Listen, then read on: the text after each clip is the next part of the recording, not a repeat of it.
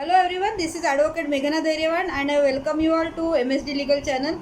You are watching Know the Law series, and before starting with today's discussion, let me thank you everybody for subscribing to this channel, and MSD Legal channel has completed 50 subscribers today. This is within 1 month. Of course, this is a small number, but for an educative channel like a law channel, it is a positive number to celebrate. And I know this is only a beginning, and this journey will go very long.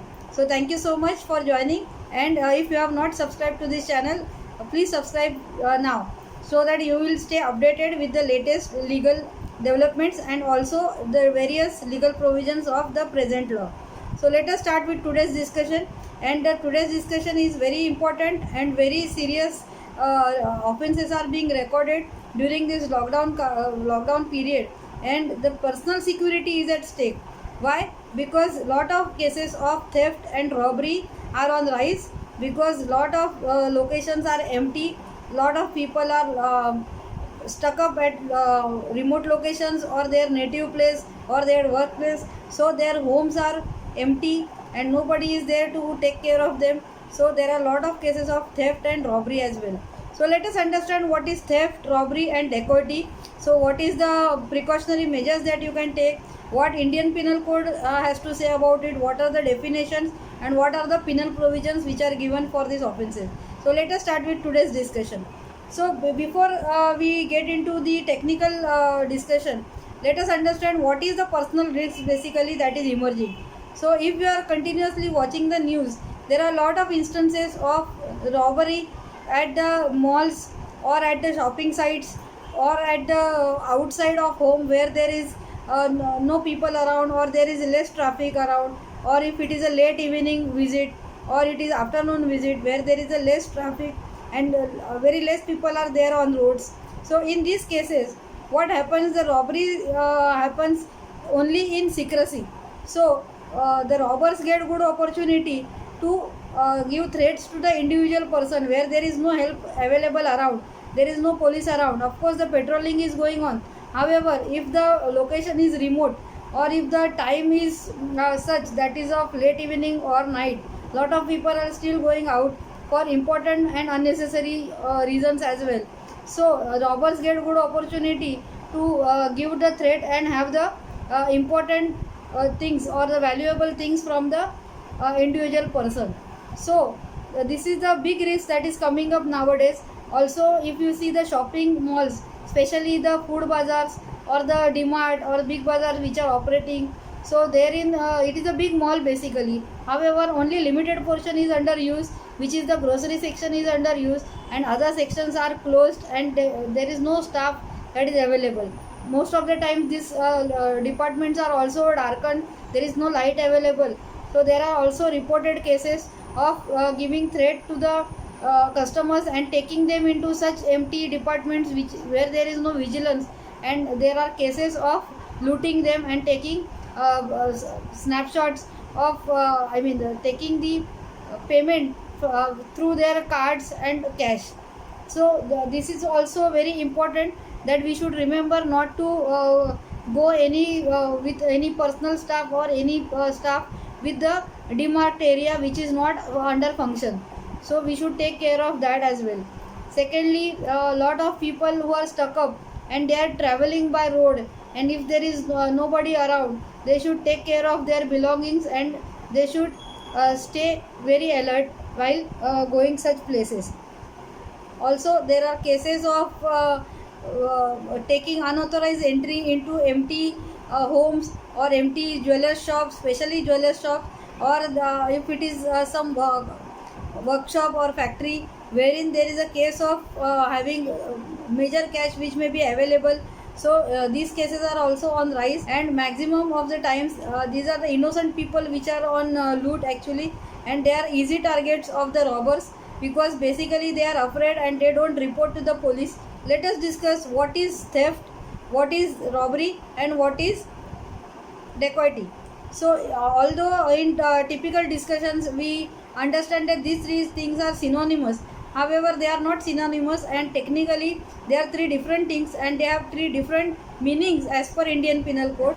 So firstly, section 378 talks about theft. Basically talks about the custody, that is the physical custody of the article. However, whenever such article is moved without consent of the original person, so this is considered as theft, and as such it is minor offense. However, it has 3 years of imprisonment or fine or both.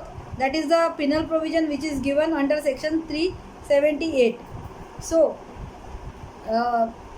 theft is the minor offense out of all these three. Then comes robbery.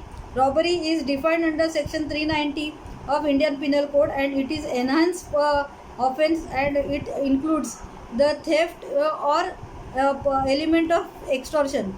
So whenever a person is given threat with the intention of having to do a theft of any article, or by giving extortion, that is to pass on any valuable security or to pass on any property, so that is called as extortion, where there is an immediate danger of death or any serious damage that may be caused to that person. So person is under threat and he is coerced to pass on the article to other person. Obviously this is an illegal means. So the extortion is defined under section 383 of Indian Penal Code, and the robbery talks about both, either with the intention to theft or by intention of extortion. If the person is put into danger of or the risk of death, then it is called as a robbery. Obviously this is a serious offense, and all three offenses are cognizable offenses, and if they are reported to the police, police can immediately arrest them without a warrant.